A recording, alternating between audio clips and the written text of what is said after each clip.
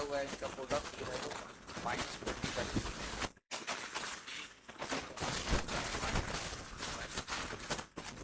इसके बाद दिया हुआ है 1 ऑफ -5/2 का मान -5/2 ठीक है। Reciprocal of other x, reciprocal का मतलब हो गया 1/b, मतलब दूसरे का रेसिप्रोकल, दूसरे का रेसिप्रोकल कितना हो जाएगा 1/b, इसके बराबर है x, x बराबर 1/b, reciprocal of other is x, ठीक है। तो यहाँ से हम b बराबर क्या निकाल सकते हैं, b बराबर निकाल सकते हैं 1/x, ठीक है। b बराबर 1/x, a इंटू b का मान दिया हुआ है -40/2, a का मान तो यहाँ पे पता है -5/2, a का मान -5/2, b का मान 1/x बराबर -40,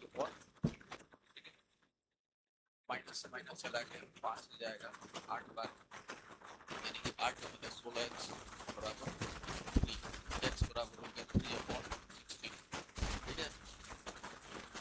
x बराबर 3/16, x का मान निकल गया।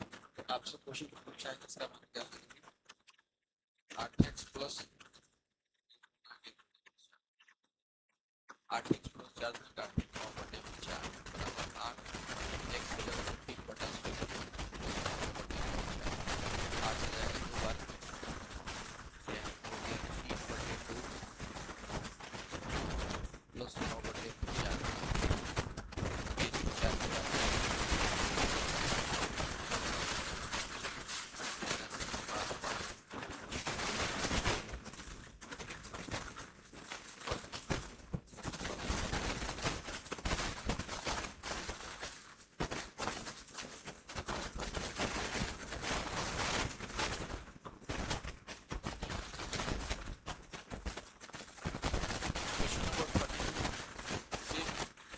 सवाल जो है वो एक दिन पहले वाले सूत्र में भी आया था, पूछ रहा है कि one of the factors of, इसका फैक्टर निकालना है।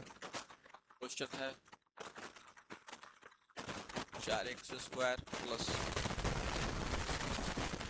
9y² plus 12xy -5 2x plus 3y minus, ये दिख रहा है कि 2x प्लस 3y का होल स्क्वायर, साफ साफ पता चल रहा है कि 2x प्लस 3y का होल स्क्वायर है -5 2x plus 3y -2x plus 3y को हम a मान लेते हैं, जहाँ पे 2x प्लस 3y a मान लेते हैं, क्या हो जाएगा a का स्क्वायर -5a, ठीक है। और a के पहले क्या है 1, तो 1 गुना 14 मल्टीप्लीकेशन में 14, तो 14 को ऐसे दो भाग में जोड़ेंगे जहाँ पे कि जोड़ने या घटाने में क्या रहती है 5, 7 और 2 में जोड़ने पर गुना करने पर 14, ये हो जाएगा a square -7a plus 2a -14, ये कॉमन ले लेंगे प्लस यहाँ से 2 कॉमन ले लेंगे a माइनस, ये हो जाएगा a माइनस 7 पूरे में कॉमन हो जाएगा, यहाँ पर a प्लस a का मान रख देते हैं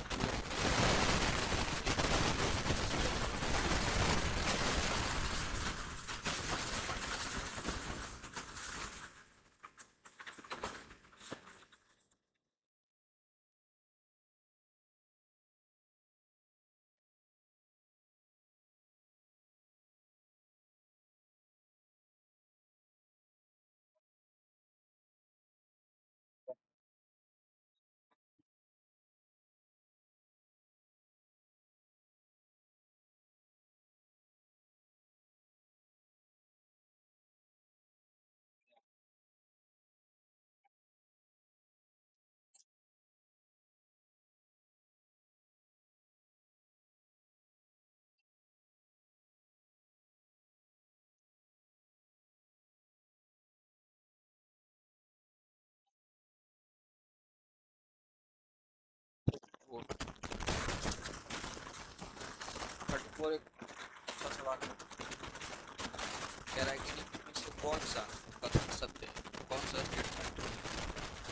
पहला स्टेटमेंट क्या कह रहा है, पहला स्टेटमेंट कह रहा है कि कोई संख्या कभी अपने वर्ग से बड़ी, कोई संख्या कभी भी अपने वर्ग से बड़ी नहीं होती, यानी कि किसी भी संख्या का जब भी वर्ग निकालेंगे, स्क्वायर निकालेंगे, वो उस दिए हुए संख्या से बड़ा होगा। यही इस स्टेटमेंट का है। जैसे सपोज दो का स्क्वायर निकालेंगे तो क्या आ गया 4, तीन का स्क्वायर निकालेंगे तो क्या आ गया 9। यानी कि संख्या ये जो है आपका नंबर है, ये नंबर है और ये नंबर का क्या है स्क्वायर है। क्वेश्चन यही बोल रहा है कि जो भी नंबर है कभी भी अपने स्क्वायर से बड़ा नहीं होता। क्या ये चीज यहाँ पे फॉलो कर रहा है? हाँ बिल्कुल फॉलो कर रहा है। ये संख्या है 2, इसका स्क्वायर है 4, जाहिर सी बात है कि ये बड़ा है। यहाँ पे नंबर है 3, स्क्वायर है 9, जाहिर सी बात है कि संख्या का स्क्वायर उस नंबर से बड़ा है। इन दोनों जगहों पे तो ये फॉलो कर रहा है। लेकिन अगर आप कोई भी संख्या 0 से 1 के बीच में लेके देखिए, जैसे कि समझो 0.5 ले लिया, 0.5 का स्क्वायर निकालेंगे कितना हो जाएगा 0.25। तो आप देख सकते हैं कि संख्या है 0.5, इसका स्क्वायर है 0.25। ये तो 0.25 से छोटा होगा, यानी कि क्वेश्चन का जो स्टेटमेंट यहाँ काम नहीं कर रहा है, वो गलत है। किसी भी एक जगह गलत हो जाएगा, यानी कि स्टेटमेंट गलत है। यानी कि स्टेटमेंट ये दिया हुआ है अपने आप को कि 0 से लेकर के 1 के बीच में किसी भी संख्या की जो वैल्यू अगर आप स्क्वायर यहाँ पे संख्या है जाहिर सी बात है कि बड़ा है, बड़ा है माइनस स्क्वायर से बड़ा है, स्क्वायर से बड़ा है। यहाँ क्या होगा सिंपली पिछला अगर आप वैल्यू लेके चेक करते हैं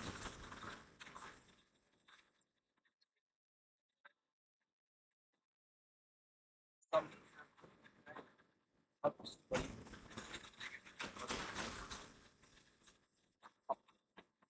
से बड़ा होगा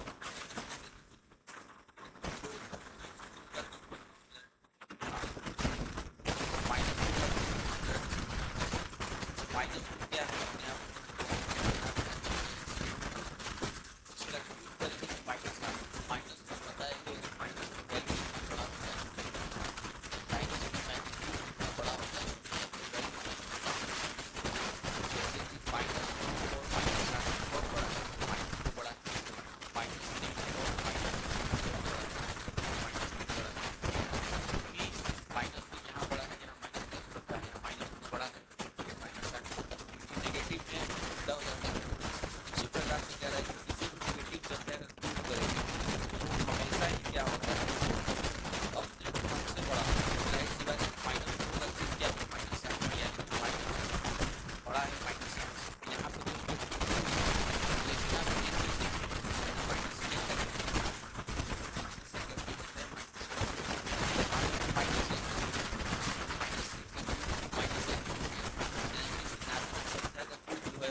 बराबर हो गया, यहाँ पे स्टेटमेंट क्या हो गया पहुंच चुके आपका स्टेटमेंट यहाँ पहुंच चुके। या फिर अगर आप माइनस 0.5 का अगर आप क्यूब निकालेंगे क्या हो जाएगा माइनस 0.15। तो इस दोनों में बड़ा कौन है? इस दोनों में बड़ा हो जाएगा माइनस 0.50 और 0.15। दोनों में बड़ा है आपको ये वाला माइनस 0.12 ये वाला वैल्यू बड़ा है। तो क्वेश्चन यही था ना कि सभी साइन से बड़ी थी। अब देख सकते हैं कि यहाँ पे भी क्या हो जा रहा है फॉल्स हो जा रहा है क्योंकि 0.5 का क्यूब 0.125 है, क्योंकि 0.125 जो है 0.5 से क्या है बड़ा है। यहाँ पे क्यूब बड़ा हो गया, यहाँ पे भी स्टेटमेंट यानी कि स्टेटमेंट भी आपका क्या है स्टेटमेंट सी कहते हैं कोई संख्या अपने मान से कम नहीं, संख्या अपने मान से संख्या अपने तब संख्या जो है अपने मान से जैसे कि 0.5 का निकालेंगे 0.5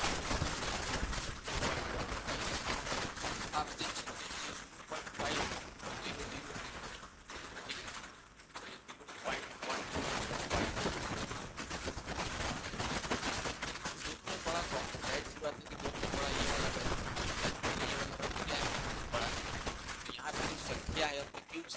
बड़ी है, ये जो संख्या है 0.5 इसका 0.125 ये संख्या 1 से 1 क्या है बड़ी 1.5 से बड़ी।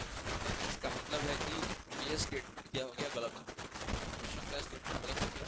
क्वेश्चन ये था कि कोई भी संख्या कभी भी अपने मान से बड़ी नहीं संख्या 0.5 इसका मान हो गया 0.25 तो अपने मान से यहाँ पर बड़ी निकली ये वाला स्टेटमेंट का वो गलत।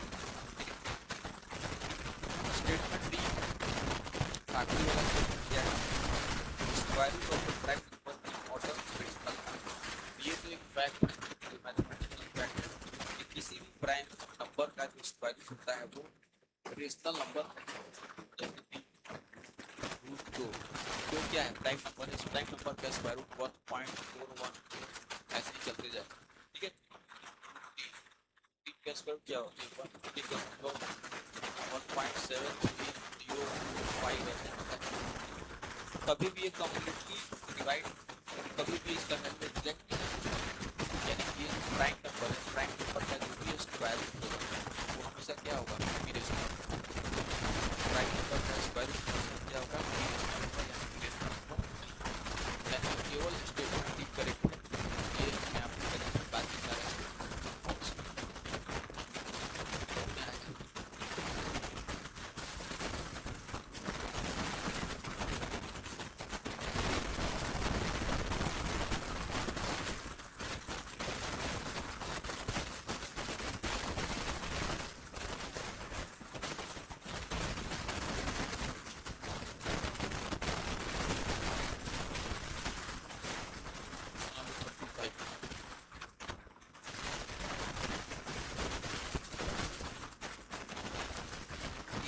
are 2 points line side of line segment ये कोई लाइन सेगमेंट है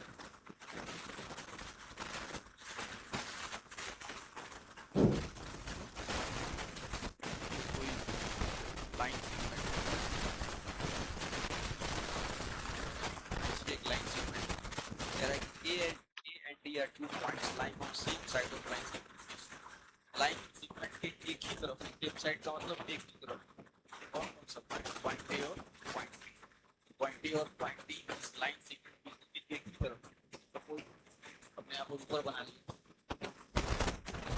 सच दैट ए बी बराबर 5 इस प्रकार से ए बी का मान कितना दिया हुआ है 5 सेंटीमीटर दिया हुआ है। ए सी बराबर 8 ए सी का मान कितना दिया हुआ है 8 सेंटीमीटर दिया हुआ है। ए सी बराबर 4 बी सी का मान कितना दिया हुआ है 4 सेंटीमीटर दिया हुआ है। बी डी बराबर 8 बी ये पॉइंट अगर यहाँ पे मान लेते हैं तो इस बी डी का मान कितना दिया हुआ है बी डी का मान दिया हुआ है 8 सेंटीमीटर 8 सेंटीमीटर बी सी बराबर 4 बी डी बराबर 8 और सी डी बराबर सी डी का मान कितना दिया हुआ है 5 सेंटीमीटर ठीक है। तो कौन किसके कॉन्ग्रुएंट ये पूछ रहा है देखिए इस यहाँ पे एक बेस क्या है बेस पीसी है कॉमन बेस पीसी पे जो ट्रायंगल बन रहा है एक ट्रायंगल ये वाला बन रहा है सेम बेस पे एक ट्रायंगल ये बन रहा है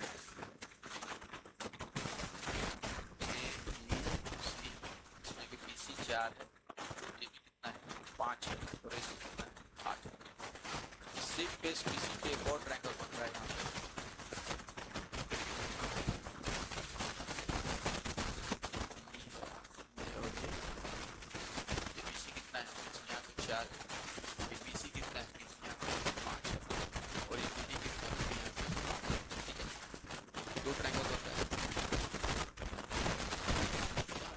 दो ट्रायंगल्स बन रहा है।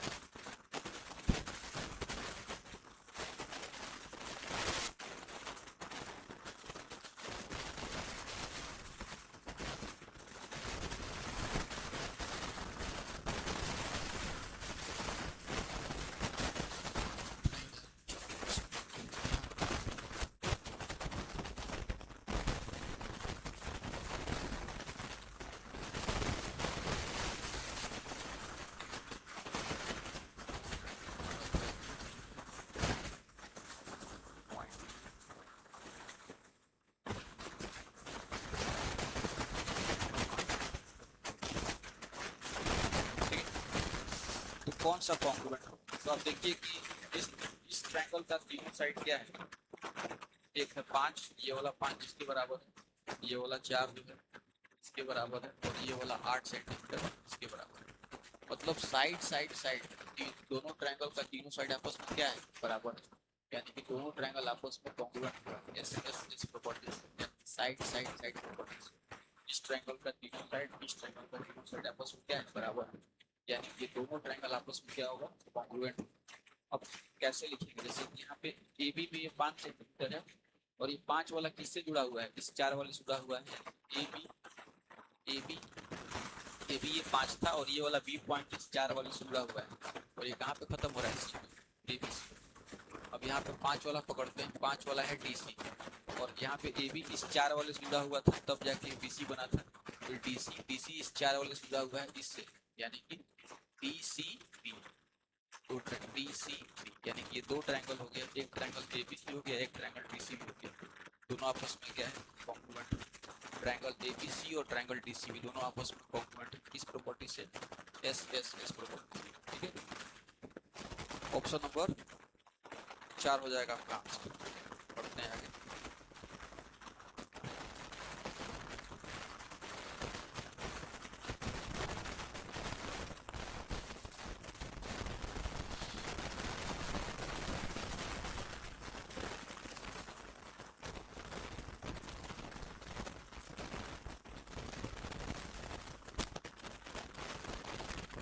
Question number 38, which of the following number is not divisible by 72? ये 4 ऑप्शन दिया हुआ है, कौन सा? 9, 5, 1, 1, 2, और दिया हुआ है 9, 5, 1, 4, 2, और 888, 48, और 88, 704। Which of the following number is not divisible by 72? कौन सा 72 से नहीं कटता है? 72 का आपस में को प्राइम में तोड़ेंगे तो 8 गुना आपस में क्या है? को प्राइम। तो अगर कोई नंबर 8 से भी कट जाएगा, 9 से भी कट जाएगा, यानी कि वो नंबर 72 से भी कट जाएगा। यही नियम होता है। 72 को हमने को प्राइम में तोड़ लिया 8 गुना 9। तो अगर कोई नंबर 8 से भी कटता है, 9 से भी कटता है, यानी कि वो नंबर 72 से कटता है। तो हमें ये ढूंढना है कौन सा 72 से नहीं कटता है, ठीक है। तो देखिए 8 से कटने का क्या नियम होता है? 8 को लिख सकते हैं 2 का पावर 3, यानी कि अगर किसी भी नंबर का आखिरी का 3 डिजिट, किसी भी नंबर का आखिरी का 3 डिजिट, लास्ट 3 डिजिट, अगर किसी भी नंबर का आखिरी का 3 डिजिट अगर 8 से कटता है, आखिरी का 3 डिजिट अगर 8 से कटता है, तो नंबर भी 8 से कट जाए। और 9 से कटने का नियम है कि सम ऑफ डिजिट्स अगर 9 से कटता है, संख्याओं के डिजिट्स का जोड़ सम ऑफ डिजिट्स अगर 9 से कटता है, तो नंबर 9 से कट जाएगा, ठीक है। तो आप 9 से पहले हम 9 वाले का चेक करते हैं। ये 9 तो पूरा 9 से कट जाएगा, 5 तो 7, 7 और 2 9, यानी कि पूरा नंबर 9 से तो कटता है, तो 9 से कटता है। 8 से चेक करेंगे, आखिरी का 3 डिजिट 112, 112 8 से कटता है, 8 एकम 8, 3 पर 2 और 4 का 32 कटता है, यानी कि ये नंबर 72 से कटता है। ये वाला तो कटता है, ठीक है। हमको चाहिए कौन सा नहीं कटता है। अब इसको चेक करते हैं, पहले 9 से चेक करते हैं कि 9 से कटता है कि नहीं। तो 9, ये पूरा 9 9 से कट जाएगा, फिर 5 और 4 9, ये भी 9 से कट जाएगा, 2 और 1 3, ये लास्ट में सम ऑफ डिजिट 3 बच रहा है, 3 9 से नहीं कटेगा। जब ये 9 से कटेगा ही नहीं, तो जाहिर सी बात है कि 72 से भी नहीं कटेगा, तो आपका ऑप्शन नंबर भी आपका आंसर हो जाएगा। आगे भी चेक करके देख सकते हैं। और 4 का 32 और 4 36, 36 जाहिर सी बात है कि 9 से कट जाएगा, 9 से 36 क्या हो जाएगा? कट जाएगा। तो संख्या 9 से तो कटता है। 8 से कटने के लिए आखिरी का 3 डिजिट चेक करेंगे, तो 8 से 48 8 से कटता है, यानी कि ये 72 से कट जाएगा। इसको चेक करके देखते हैं। 8 16 7 23, 23 और 4 27, 27 9 से कटता है, यानी कि पूरा नंबर 9 से कट जाएगा। 8 से कटने के लिए लास्ट 3 डिजिट चेक करेंगे, 704, 704 8 से कट जाएगा, 88 64, 6 पर 4, फिर 88 64, यानी कि जाहिर सी बात है कि ये नंबर 8 से भी कटता है, 9 से भी कटता है, यानी कि 72 से भी कट जाएगा। यानी कि इकलौता ये वाला नंबर है जो कि 72 से नहीं कटेगा। ये आपके सवाल का आंसर। बढ़ते हैं आगे।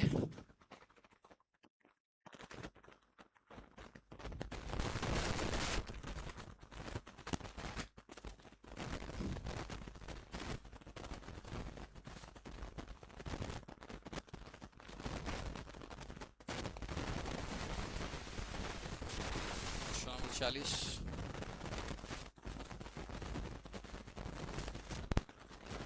सिमिलर सवाल पिछले वाले शिफ्ट में भी आया हुआ था।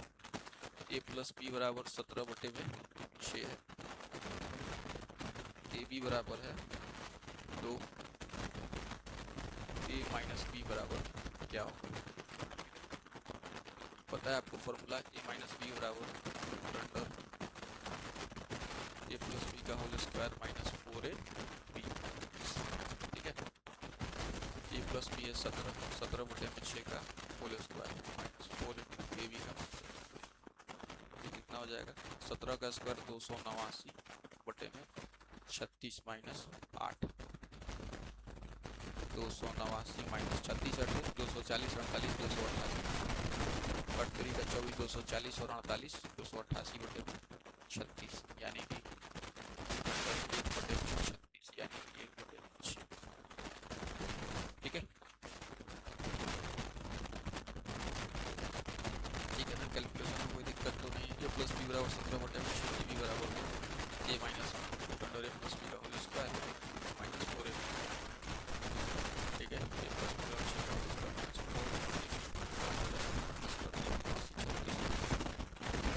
24 40 और 48 288 1/36। ठीक बढ़ते हैं।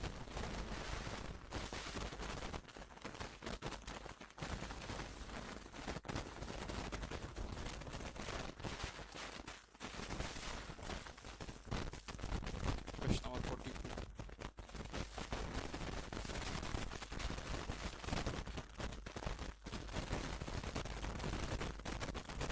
कह रहा है कि what will be the difference between central angle of sectors representing numbers of computers sold in March and January? Pie chart बनाया जा रहा है। जैसे कि ये महीना दिया हुआ है, जनवरी फरवरी मार्च अप्रैल मई और जून। ये 3 और 3 6 महीना दिया हुआ है। इस 6 महीना से एक पाई चार्ट बनाया जा रहा है। जैसे कि ये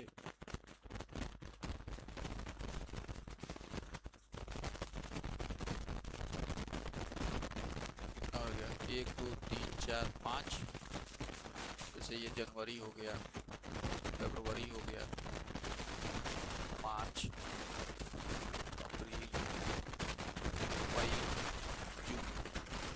6 मंथ है, जनवरी फरवरी मार्च अप्रैल मई और जून। इससे क्या बनाया जा रहा है? पाई चार्ट बनाया जा रहा है। जनवरी में कितना बेचा गया है कंप्यूटर्स? 500। फरवरी में बेचा गया है 500। फरवरी में बेचा गया है 700। मार्च में बेचा गया है 540। अप्रैल में 750 नब्बे और जून में 820। सब लैपटॉप बेचा गया है। तो अब कुल मिलाकर के सारे एंगल्स को मिलाएंगे, कितना एंगल होगा? 360। सारे एंगल्स को मिलाएंगे, टोटल एंगल कितना होगा? किसी पॉइंट के चारों तरफ सारे एंगल्स का सम है 360 डिग्री। तो सारा एंगल जोड़ेंगे तो कितना हो जाएगा? 360 डिग्री। तो पूछ रहे हैं कि व्हाट विल बी डिफरेंस, क्या होगा एंगल का नंबर ऑफ सोल्ड इन मार्च और जनवरी। मतलब इस मार्च में और इस जनवरी में, तो यहाँ पे कुछ एंगल बनेगा और यहाँ पे कुछ ना कुछ एंगल बनेगा। इस दोनों एंगल का अंतर क्या होगा? इसके लिए हम क्या करेंगे? ये मार्च और जनवरी में कितने का अंतर है? मार्च में टोटल 840 कंप्यूटर बेचा गया है, जनवरी में 500 बेचा गया है। तो 840 में से 500 माइनस कर लेंगे, डिवाइडेड बाई। अब इस सबको जोड़ने पे जो टोटल आएगा वो टोटल, और जो भी वैल्यू आएगा उसमें किससे मल्टीप्लाई करेंगे? 360 डिग्री से, क्योंकि टोटल एंगल कितना होता है? 360 डिग्री। ठीक है, तो ये कितना हो जाएगा? 340 बटे में इस सबको जोड़ना है। सबको कैसे जोड़ेंगे? यहाँ से जोड़ते हैं। पहले हम इकाई दहाई सैकड़ा वाले, मतलब 100 वाले प्लेसेस सबको हम यहाँ मैं जोड़ के बता देता हूँ। 500 700 840 750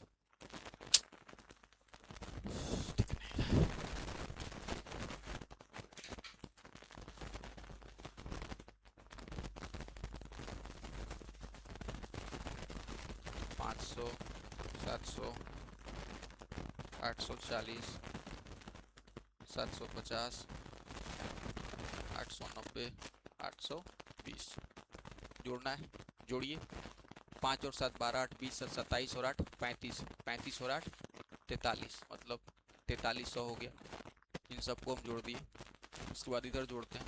4 और 5 9 9 18 18 2 20 20 पे 2 जीरो आएगा, ठीक है। 20 पे 1 जीरो आएगा, 20 पे 1 जीरो आएगा, ठीक है।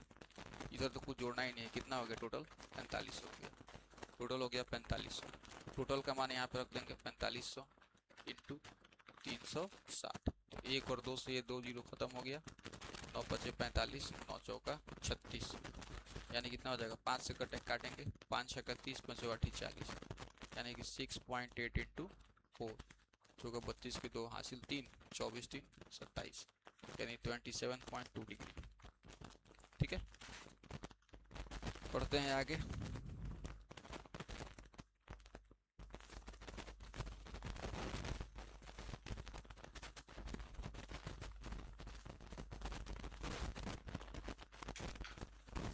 Question number 43।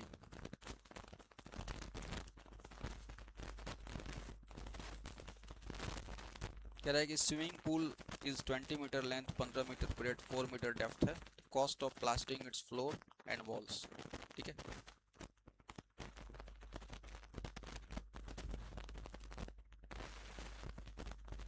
जैसे सपोज ये इस तरह का स्विमिंग पूल है, ये स्विमिंग पूल है। तो स्विमिंग पूल में आपको प्लास्टर कराना है, कहाँ पे? इस बेस का प्लास्टर कराना है, नीचे वाला जो फ्लोर है, स्विमिंग पूल का जो नीचे वाला फ्लोर है, इस फ्लोर का प्लास्टर कराना है। और ये जो सरफेस देख रहे हैं ना, ये बाहर वाला सरफेस, इधर वाला, इधर किनारे का और ये पीछे का, मतलब 1 2 3 4, चारों एक प्रकार से चारों दीवार का प्लास्टर कराना है, अंदर से चारों दीवार का प्लास्टर कराना है। और ये आप ये जो नीचे का फ्लोर देख रहे हैं, इस फ्लोर का प्लास्टर कराना है, फ्लोर का प्लास्टर कराना है।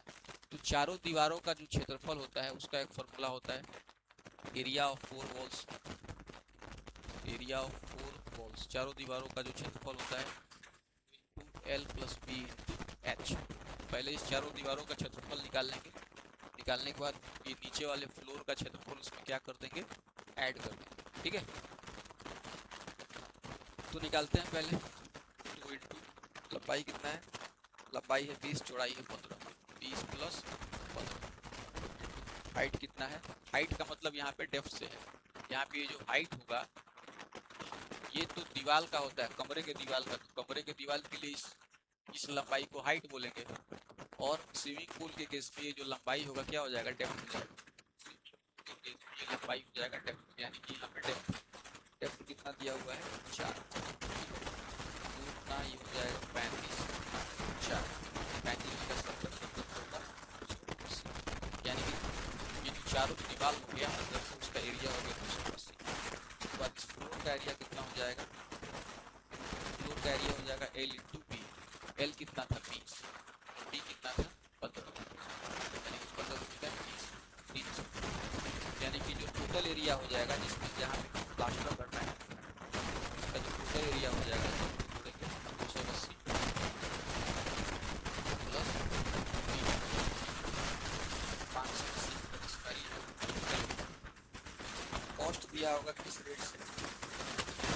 42 प्रति मीटर स्क्वायर मीटर। तब 1 मीटर स्क्वायर में प्लास्टर करने में कितना जाना है? 42 मीटर। 1 मीटर स्क्वायर में प्लास्टर 42, 512 पर हो जाएगा, 580, 580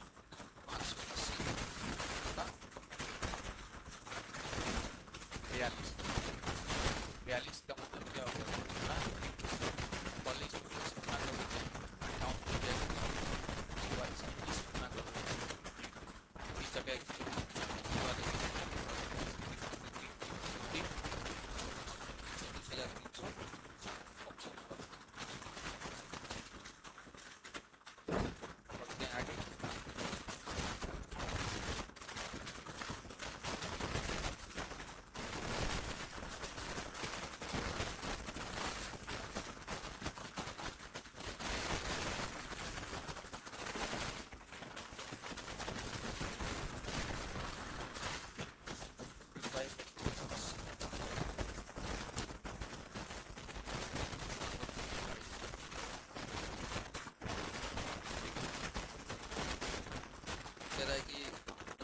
7,000 रुपये की 20% वार्षिक दर 1.5 वर्ष के लिए 7,000 रुपये की राशि 20% पर एनम ईयर 1.5 साल के लिए लगाया। ठीक है राजीव, जबकि ब्याज अर्धवार्षिक संयोजित होता था। अर्धवार्षिक संयोजित मतलब हर 6 महीने पे ब्याज लगता है। 1.5 साल के अंदर हर 6 मंथ के हिसाब से कितना साइकिल हो जाएगा? 3 साइकिल। हर 6 मंथ को अगर एक साइकिल मानेंगे 1.5 साल में कितना साइकिल होगा? 6 18 मंथ, यानी कि 3 साइकिल। और इफेक्टिव रेट होगा 20% पर एनम ईयरली 20%, यानी कि 6 मंथ के हिसाब से कितना होगा? 10%, यानी कि हर 10% हर 6 मंथ पे कंपाउंड होगा। ठीक है, उसके बाद कह रहा है कि और उसका अमित जो है वो 8,000 रुपये 10% ईयरली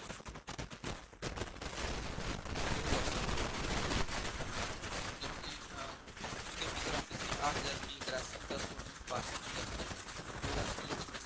ब्याज वार्षिक है। यहाँ पे ब्याज ईयरली लगता है, यहाँ पे 10% के हिसाब से 2 साल का हो जाएगा।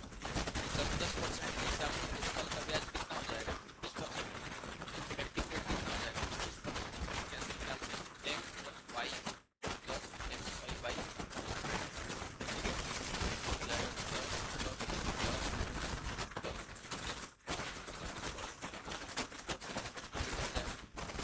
यहाँ पे 10% के हिसाब से साइकिल में इफेक्टिव रेट का टोटल रेट हो जाएगा, टोटल इंटरेस्ट हो जाएगा, टोटल इंटरेस्ट हो जाएगा 23.8 पहले 10 ये 10 का 1 बन जाएगा ना, इसका टोटल इंटरेस्ट निकालना है। इस 10 से कितना बनेगा? 21। 10 + 10 + 10 21 बना, 10 से 21 बन जाएगा।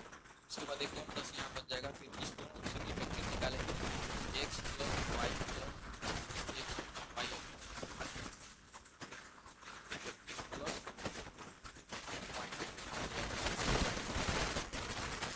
तब यहाँ पे टोटल इंटरेस्ट होता है और यहाँ पे टोटल इंटरेस्ट हो रहा है। ठीक है, तो दूसरा फिर और क्या दिया हुआ है? राजीव द्वारा प्राप्त ब्याज क्या अंतर? कितने का अंतर? यहाँ पे 33.1% मिलेगा इस 7,000 में, 7,000 का 33.1%, और यहाँ पे 8,000 का मिलेगा आपको। का इंटरेस्ट अंतर निकालना है। ठीक है, तो यहाँ पे आपको पहले वाले 7,000 का 33.1% निकालना।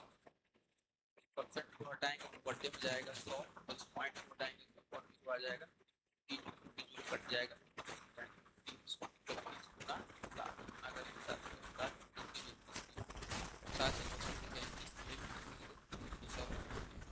यहाँ पे टोटल ब्याज मिलेगा 2300। यहाँ पे इस 8,000 का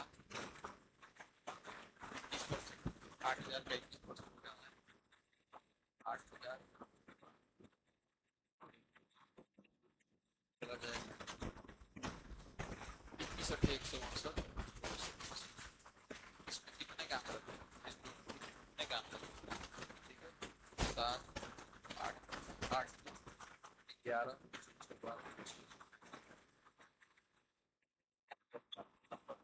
वन आपका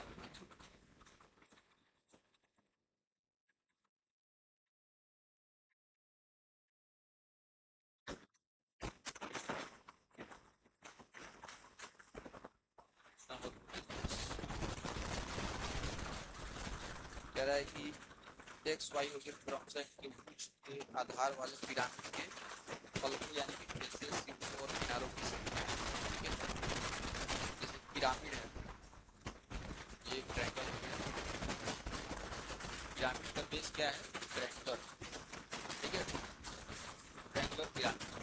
पिरामिड में क्या होता है कि यहाँ पे ये एक ट्रायंगल और यहाँ पे एक पॉइंट है। इस पॉइंट से इस बिंदु को ऐसे मिला देंगे।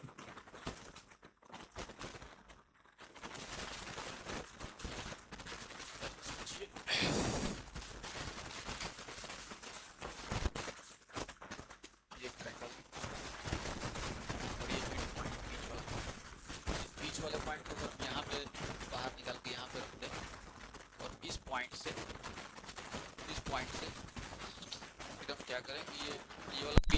पॉइंट है, इसको निकाल के यहाँ पे ले आए।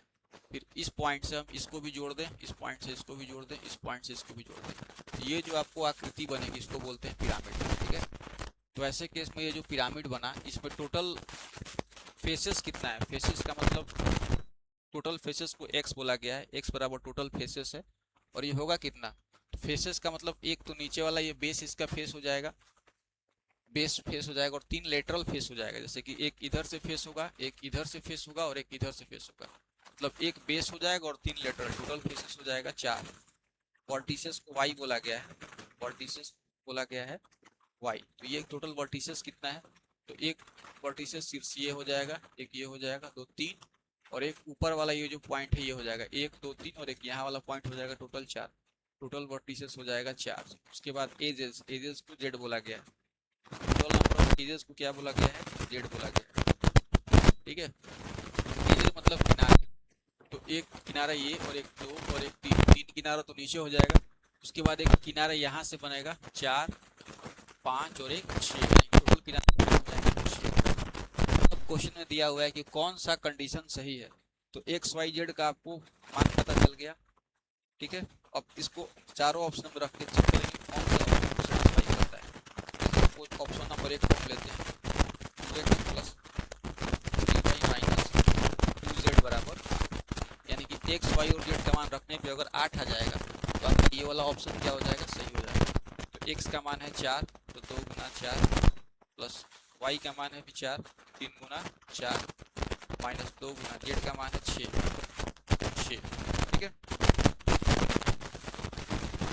8 प्लस 12 माइनस 12, 12 से 12 कट जाएगा, कितना आ गया 8। तो जाहिर सी बात है कि इधर का वैल्यू कितना आ रहा है, 8 आ रहा है, और इधर भी कितना दिया हुआ है, 8 दिया हुआ है, यानी कि ये कंडीशन को सेटिस्फाई कर रहा है, यानी कि ऑप्शन नंबर 1 ही आपका आंसर हो गया। अगर ऐसा इस ऑप्शन ए में अगर ये नहीं होता तो बाकी के ऑप्शन बढ़ते हैं आगे।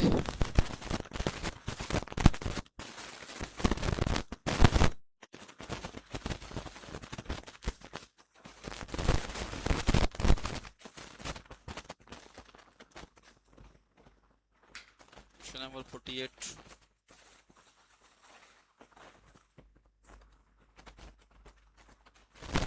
this below the height of a cylinder is 3 times radius of its base, area of base इतना then capacity, ठीक है, लीटर।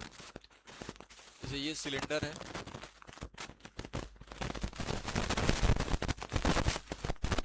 एक सिलेंडर हो गया,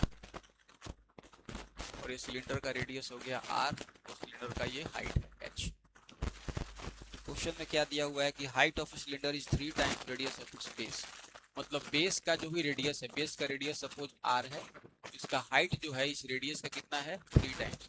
तो हम हाइट को 3r मान सकते हैं, रेडियस इसका r है, ये एक सिलेंडर है जिसका रेडियस क्या है r, इसका हाइट क्या हो जाएगा 3r हो जाएगा, ठीक है।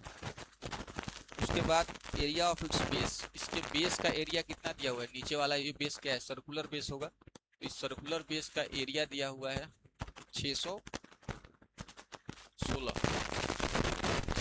सेंटीमीटर स्क्वायर, ठीक है, बेस का एरिया दिया।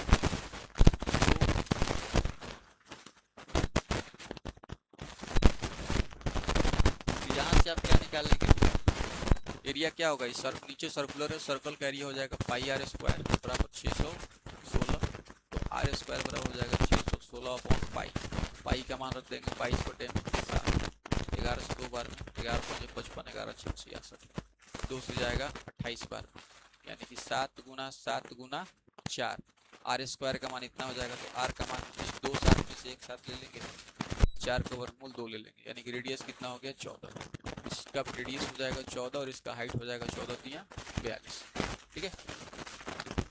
निकल गया इसका रेडियस और निकल गया इसका हाइट। तो अब क्या पूछ रहा है,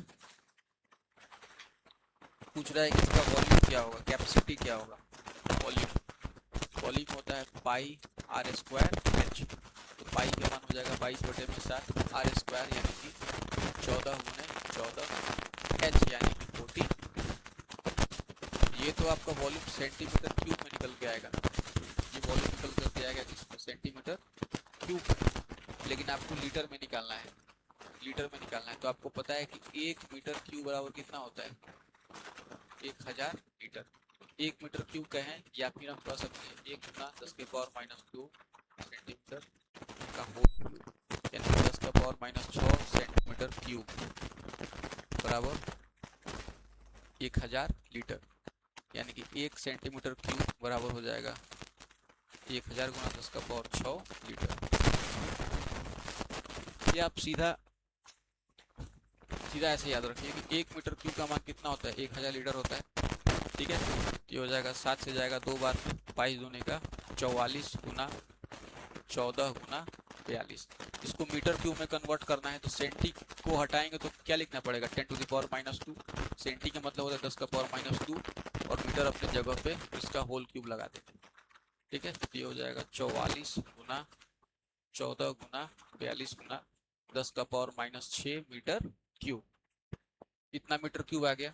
और आपको पता है कि 1 मीटर क्यूब का मान कितना होता है, 1000 लीटर, लीटर में चाहिए। इसको लीटर में कन्वर्ट करने के लिए किससे गुना करेंगे, 1000 से गुना करेंगे। ठीक है, तो ये हो जाएगा 44 गुना 14 गुना 42 डिवाइडेड बाई 10⁻3 गुना 10⁻3 गुना ये वाला 10⁻3, ये तो इससे कट जाएगा। ठीक है, करते हैं गुना, कितना हो जाएगा 14 चौका 56 की 6 80। यूनिट प्लेस से आ सकता है क्या, सबका यूनिट प्लेस अलग है। गुना करते हैं 4 चौका 16 की 6 और 6 दूनी का 12 यानी कि 2, यानी कि जो भी आंसर आएगा वो 3 अंकों के बाद दशमलव होगा, और इसके इकाई के स्थान पे क्या होगा, 3 अंकों के बाद इधर दशमलव होगा, इकाई के स्थान पे 2 होगा। यानी कि कौन से ऑप्शन में, ऑप्शन नंबर बी में ऐसा दिख रहा है, यानी कि ऑप्शन नंबर बी आपका आंसर। ठीक है, ये बताने के लिए थोड़ा सा लंबा हो गया, वरना इस सवाल को आप यहाँ भी कर सकते हैं, कोई दिक्कत नहीं है। कहीं से भी आप यूनिट डिजिट मैच कर लेंगे, किसी भी स्टेप से अगर आप यूनिट डिजिट को मैच कर लेंगे तो आपका आंसर आ जाएगा। पढ़ते हैं आगे।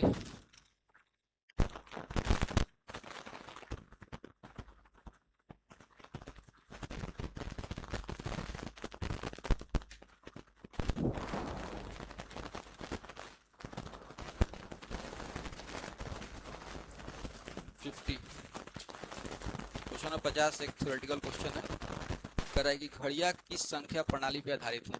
तो आपको पता है कि घड़ी के केस में क्या होता है, 1 घंटे में होता है 60 मिनट, 1 घंटे में होता है 60 मिनट, और 1 मिनट में होता है 60 सेकंड। तो यहाँ पे सब कुछ क्या है, 60 के मल्टीपल में या 60 के फॉर्म में है, यानी कि 60 के फॉर्म में है तो हेक्साडेसिमल सिस्टम पे आधारित है। ये किस सिस्टम पे आधारित होगा, हेक्साडेसिमल। हेक्साडेसिमल का मतलब होता है 60 के फॉर्म में अगर चीजें हो तो, यानी घड़ियां किस पे आधारित है, हेक्साडेसिमल के फॉर्म पे आधारित है।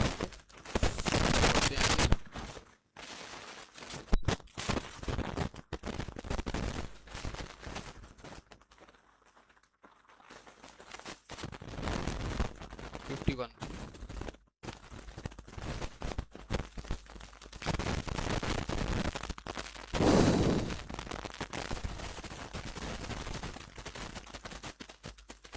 perimeter of two circular fields C1 and C2 are 40 pi and 96 pi meter। ठीक है, 2 सर्कल है, एक सर्कल यहाँ पे है, एक सर्कल यहाँ पे। इसका पेरीमीटर दिया हुआ है सर्कल C1 और इस सर्कल C2। इसका पेरीमीटर है 40 पाई, इसका पेरीमीटर है 96 पाई। ठीक है, तो इसका रेडियस कितना हो जाएगा, 2 पाई आर बराबर 40 पाई, पाई से पाई कट जाएगा, 2 से जाएगा 20 बार, यानी कि आर बराबर 20। इसका रेडियस निकल कर के आ गया 20। इसका रेडियस क्या हो जाएगा, 2 पाई आर बराबर 96 पाई, पाई से पाई कट जाएगा, आर से जाएगा 48 टाइम्स, यानी कि पाई से पाई कट जाएगा 2 से 48 बार, आर बराबर 48, यानी कि इसका रेडियस निकल करके आ गया 48। ठीक है, ठीक है।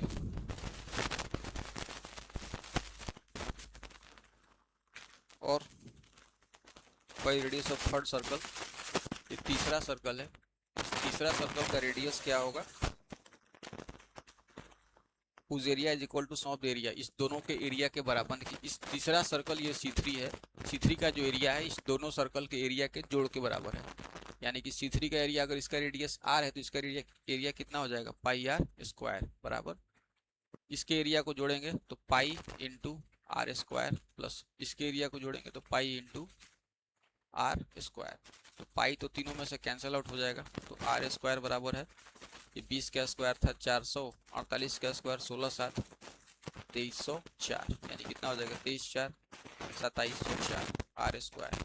यानी कि इसका यूनिट प्लेस पे या तो 2 होगा या फिर 8 होगा, और ये 5 का स्क्वायर से ज़्यादा है, यानी कि इसका स्क्वायर रूट कितना हो जाएगा 50, इसका स्क्वायर रूट हो जाएगा 50।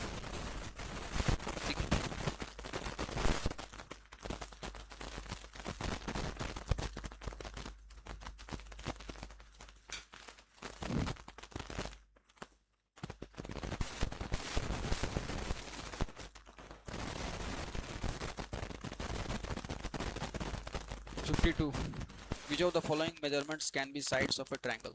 ट्रायंगल का साइड्स कौन कौन सा हो सकता है, तो जहाँ पे ट्रिपलेट फॉर्म करेगा ये है 14 50 और 48, 2 से काटेंगे तो 7 25 और 24, तो 7 24 25 क्या है, ट्रिपलेट है, 7 24 25 ट्रिपलेट है, तो ये राइट एंगल ट्रायंगल का साइड हो सकता है, यही तो पूछा है, बस यही आपका आंसर हो गया, बाकी चेक करने की जरूरत ही नहीं, ऑप्शन नंबर ए पे ही मिल गया।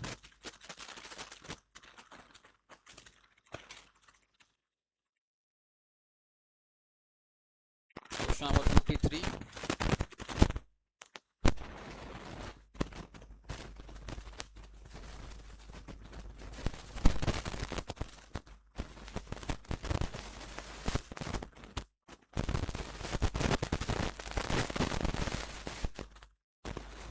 ठीक है, सबके ऊपर रूट लगा देंगे और एक जगह सबको अंदर रख के गुना कर देंगे,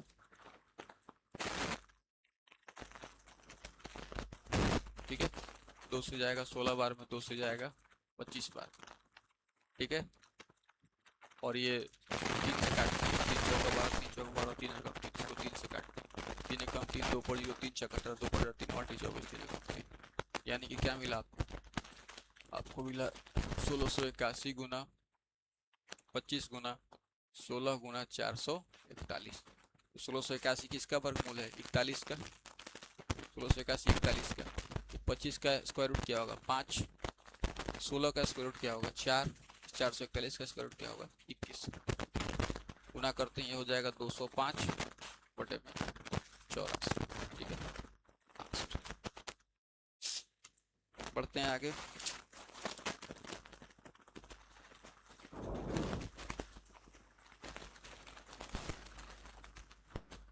क्वेश्चन नंबर 57 54 है ना, 54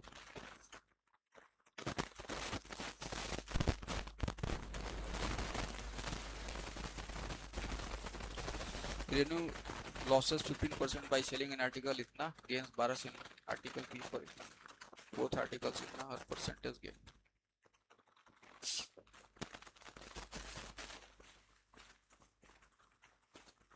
दो आर्टिकल है, आर्टिकल ए है और आर्टिकल बी है, ठीक है।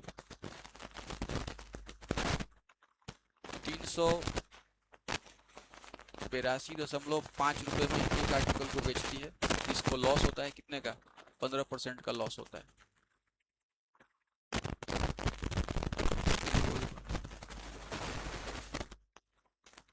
और आर्टिकल बी को 616 रुपए में बेचती है, उसको प्रॉफिट होता है 12% का प्रॉफिट होता है, ठीक है।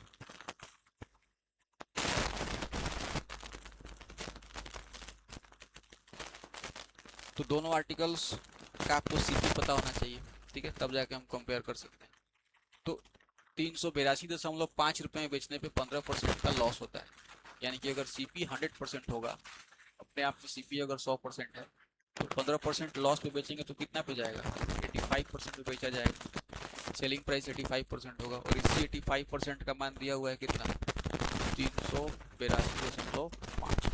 तो अगर आपको सीपी निकालना है तो यानी 100% का मान निकालना है तो कितना हो जाएगा 382.5 बटे में 85 गुना 100, दशमलव हटाएंगे तो नीचे में 10 आ जाएगा, ये कट जाएगा 5 से 2 बार में, 5 से 17 बार में, 17 दूनी का 34, 4 पर 2, 17 दूनी का 34, तो 34 8 4 17 25 50, यानी ये हो जाएगा 450, यानी कि इसका सीपी आ गया 450। और दूसरे केस में 616 रुपये बेचने पे 12% का लाभ होता है, यानी सीपी अपने आप पे कितना होगा 100% होगा। तो 12% के लाभ पे बेचेंगे तो सेलिंग प्राइस कितना हो जाएगा 112%, और 112% का मान कितना दिया हुआ है 616। कॉस्ट प्राइस निकालना है तो कितना का मान निकालेंगे 100% का, 616 बटा में 112 गुना 100। तो इसको काटिए, 4 से काटते हैं, 4 का 8, 4 और 8 32, इसको 4 से 4 एकम 4 ऊपर 1 4 5 20 4 चौका 16, ठीक है। 7 से जाएगा 4 बार में, 7 से 22 बार, 4 से 25 बार, 25 दूनी के 50, 5, यानी कि 550 रुपया इसका सीपी हो जाएगा। यानी कि दोनों का जो कंबाइंड सीपी होगा, दोनों का कंबाइंड कॉस्ट प्राइस, दोनों कुल मिला के कितना में खरीदा होगा, तो 450 प्लस 550, यानी कि दोनों को कुल मिला के वो 1000 रुपये में खरीदा है। और दोनों को कुल मिला करके वो कितने में बेच रहा है, सेल्स, दोनों आर्टिकल को कुल मिला करके कंबाइंड सेलिंग प्राइस कुल मिला करके एक साथ वो बेच रहा है 1180 में। तो कितने का लाभ हो रहा है, जाहिर सी बात है कि 180 रुपये का लाभ हो रहा है उसको। दोनों को कुल मिला के 1000 में खरीदा है और बेच रहा है 1180 में, यानी कि 180 का लाभ हो रहा है, 180 का लाभ हो रहा है। टोटल कंबाइंड सीपी कितना है 1000 पे, 1000 पे 180 का लाभ हो रहा है, तो परसेंटेज लाभ कितना होगा, तो 1 2 3 1 2 3 कितना हो गया 18%, ठीक है।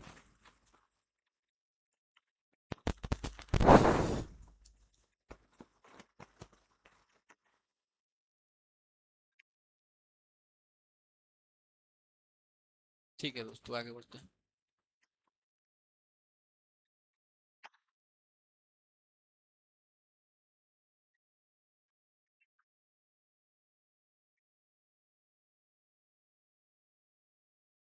संदावन, क्वेश्चन नंबर 57। कॉम्प्लीमेंट्री एंगल्स है 2x माइनस 10 और 3x माइनस 50 आपस में क्या है, कॉम्प्लीमेंट्री है। तो कॉम्प्लीमेंट्री होगा तो दोनों का सम कितना होगा 90 होगा। दोनों को जोड़ते हैं, 2x माइनस 10 और प्लस 3x माइनस 50, इस दोनों को जोड़ने पे कितना आएगा 90 आएगा। 2 और 3 कितना हो जाएगा 5x, 50 और 10 कितना हो जाएगा 60 बराबर 90, यानी कि 12 5 7 18 5 90, x पर कितना हो जाएगा 30, x का मान आ गया 30। तो किसका मान निकालना है, क्वेश्चन में दिया हुआ है 4x प्लस 40 का मान कितना हो जाएगा, तो 4 गुना 30 प्लस 40 कितना हो जाएगा 160, ठीक है।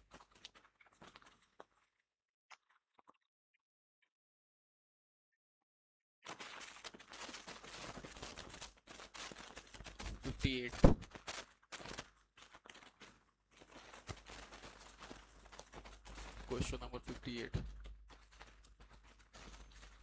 एक क्वाड्रिलेटरल है ABCD जिसमें AB और DC पैरेलल है और AB बराबर CD है, ठीक है। ये क्वाड्रिलेटरल है, चतुर्भुज है।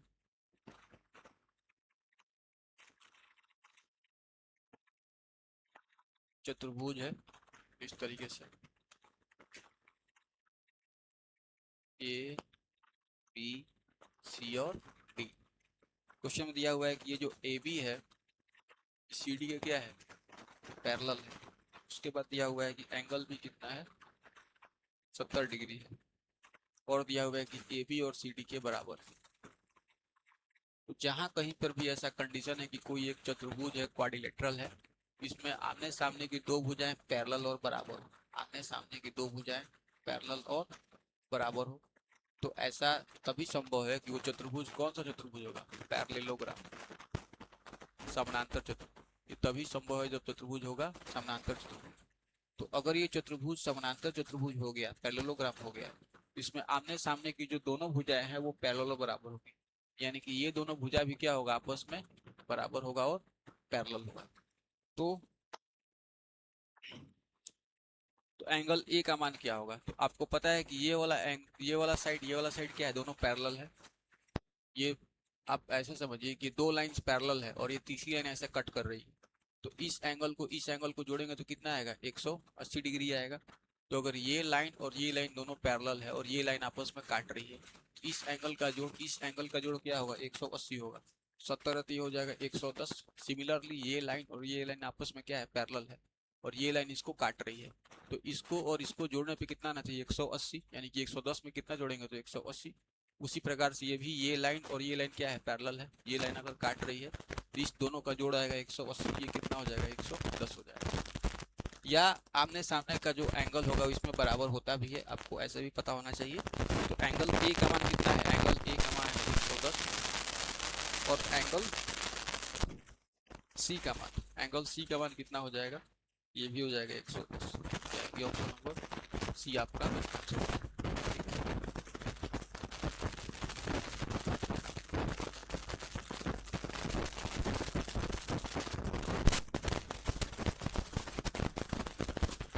आखिरी सवाल है 59।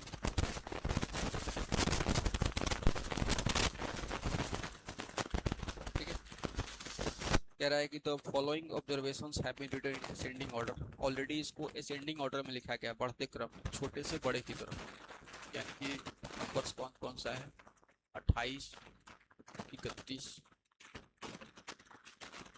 47, 51, ए प्लस 3,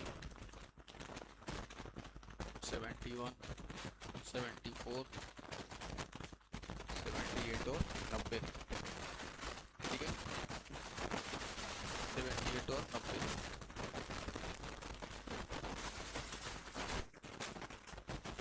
ये नंबर्स हो गया, बढ़ते क्रम में लिखा गया है, 3, 4, 5, 6, 7, 8, 9, 10। ठीक है, इसका मीडियन दिया हुआ है कितना, इसका मीडियन है 61.5। 61.5, तो इस डेटा का मीन निकालना है। तो मीडियन है 61.5। तो मीडियन होता क्या है, मीडियन का मतलब होता है बीच का वैल्यू, सेंट्रल वैल्यू। तो टोटल यहाँ पे टर्म्स कितना है दोस्तों, 1, 2, 3, 4, 5, 6, 7, 8, 9, 10, टोटल 10 है, इवन नंबर ऑफ टर्म्स है, यानी कि बीच का 2 वैल्यू लेंगे, दोनों को जोड़ के 2 से भाग दे देंगे, वो उसका मीडियन आ जाएगा।